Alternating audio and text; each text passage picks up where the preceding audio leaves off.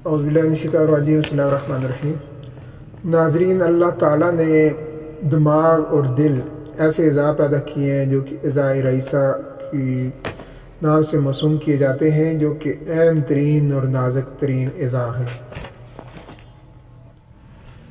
انسانی دماغ کا وزن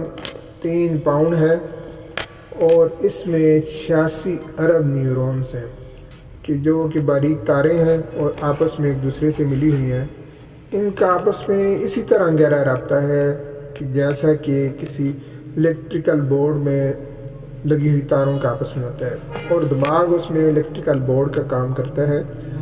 اور ایک نیورون جو ہے 1 سیکنڈ میں 200 مرتبہ وہ شوٹ کرتا ہے، ان کے آپس میں پھڑپڑاہٹ ہوتی ہے، ایک دوسرے کا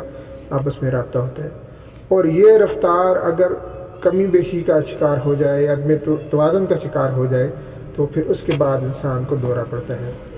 مرگی ایک عام بیماری ہے اور پاکستان میں اس کی جو پرسنٹیج ہے وہ 1 سے 2% ہے، اور یہ سمجھ لیجئے کہ 1000 افراد میں سے 9 افراد اس کا شکار ہوتے ہیں۔ مغربی ممالک میں اس کی یہ ایوریج کم ہے اور 0.5% اس کا شکار ہیں۔ اس طرح دنیا بھر میں 50 ملین افراد اس مرگی کا شکار ہیں۔ مرگی عموماً بچوں میں ہوتی ہے، اور اگر ان کو خصوصاً بچوں کی پیدائش کے وقت اگر ان کو چوٹ لگ جائے، آکسیجن ان کو پوری نہ ملے، تو اس صورت میں بھی مرگی ہو سکتی ہے۔ اور بچے کی والدہ کو بھی ہو سکتی ہے، اگر اس طرح بچے کی پیدائش سے پہلے اگر اس کی خوراک کا بہتر انتظام نہ ہو تو پھر بھی اس کو مرگی ہو سکتی ہے۔ مرگی کی تشخیص عام طور پہ لیٹ ہوتی ہے، اور جب بچے کو کچھ دورہ پڑتا ہے، کہیں گرتا ہے، بغیر کسی وجہ کے، بغیر بخار کے، بغیر چوٹ کے اگر وہ گرتا ہے تو اس کے بعد یہ سمجھ لیجیے یہ پیرا دورہ ہوتا ہے۔ لیکن زیادہ توجہ نہیں جاتی، پھر اس کے بعد جب مسلسل ایسے دورے پڑتے رہتے ہیں تو تب انسان ہوش میں آتا ہے، تو اسے فیل ہوتا ہے کہ شاید یہ مرگی کا شکار ہو گیا ہے۔ مرگی میں انسان اس طرح محسوس کرتا ہے، بچہ ہے یا مریض ہے، کہ جیسے وہ خلا میں تیر رہا ہے، اور یا پھر دن میں کوئی خواب دیکھ رہا ہے، اور ایسی آوازیں سنتا ہے جس کا کوئی وجود نہیں ہوتا،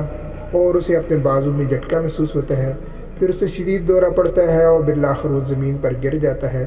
اور اپنا ہوش و حواس کھو بیٹھتا ہے۔ اس کے منہ سے مختلف باتیں بھی نکل سکتی ہیں، اور بعض اوقات وہ بات سنتا بھی ہے، اس کا جواب بھی دیتا ہے، اور یہ دورہ عموماً 2 سے 3 منٹ تک رہتا ہے، اور اس کے بعد خود بخود ہوش میں آ جاتا ہے۔ دورے کے دوران اس کے بازو اور جسم اکڑ جاتا ہے، اور منہ سے بعض دفعہ پانی بھی آتا ہے، اور اس حالت میں کئی دفعہ زبان بھی دانتوں کے نیچے آ جاتی ہے۔ ان حالات میں اس کے منہ میں کپڑا نہیں ٹھونسنا چاہیے، نہ اور کوئی اور فالتو چیز، بلکہ ایک اسے کروٹ کے بل لٹا دینا چاہیے تاکہ اس کی زبان جو ہے وہ اس کا کوئی نقصان نہ ہو۔ اور اس طرح کپڑا یا کوئی اور چیز ٹھونسنے سے اس کا تنفس کا تمام جو ہے وہ بہتر نہیں ہو سکتا، اور اس صورت میں اسے زیادہ نقصان پہنچ سکتا ہے۔ مرگی کی حالت میں خصوصاً جو لوگ اس مرض کا شکار ہوں، انہیں سخت کام کسی قسم کا نہیں کرنا چاہیے، کوئی وزن نہیں اٹھانا چاہیے، ڈرائیونگ نہیں کرنی چاہیے، اور بھاری مشینوں پر کام نہیں کرنا چاہیے، اور اس طرح ان کے بازو کے اوپر اگر کوئی کڑا یا اس طرح کی چیز ہو جس سے یہ وضاحت ہو جائے کہ یہ شخص جو ہے مرگی کا پیشنٹ ہے، تو وہ زیادہ بہتر رہے گا۔ اور اگر کسی کو دورہ پڑ جاتا ہے تو سر میں پریشان نہیں ہونا چاہیے، بلکہ یہ دورہ 2-3 منٹ تک رہنے کے بعد بالآخر ختم ہو جائے گا، اور اگر اس کے بعد بھی پیشنٹ ہوش میں نہیں آتا تو پھر اسے ہاسپٹل جو ہے لے کے جانا چاہیے۔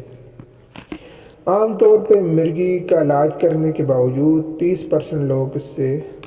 مکمل طور پر سے زیادہ نہیں ہوتے، اور بعض نیورو سرجن جو ہے اس کا آپریشن کا بھی مشورہ دیتے ہیں۔ آپریشن اس کا انتہائی نازک ہوتا ہے، اور اس میں اگر معمولی سی غلطی ہو جائے تو فائدے کی بجائے الٹا زیادہ نقصان ہو سکتا ہے۔ دیگر علاجوں کی طرح اس کا بھی علاج ہومیوپیتھک میں موجود ہے، اور اس سے اچھے اثرات مرتب ہوئے ہیں، اور بہت سارے لوگ اس سے ٹھیک بھی ہوئے ہیں۔ اگر مرغی کا کسی کو دورہ پڑتا ہے تو اس کے منہ میں ایک تو کپڑا نہ ٹھونسیں، دوسرا اس کا یہ بٹن وغیرہ اس کے کھول دیں، اسکارف ہے یا ٹائی ہے اسے بھی کھول دیں، اور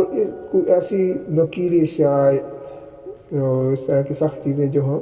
وہ اس سے ہٹا دیں اور اسے کروٹ کے بل لٹا دیں، تو اس طرح سے بہتری آ سکتی ہے۔ اس کی بعض دفعہ تو سی ٹی اسکین اور ایم آر آئی میں بھی اس کی تشخیص ہو جاتی ہے، اور بعض دفعہ وہاں بھی اس کی وجہ کوئی بظاہر سمجھ نہیں آتی،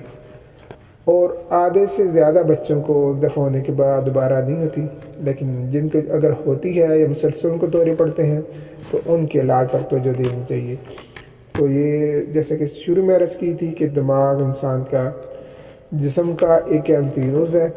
اور اسی میں خلل واقع ہونے کی صورت میں مرگی ہوتی ہے،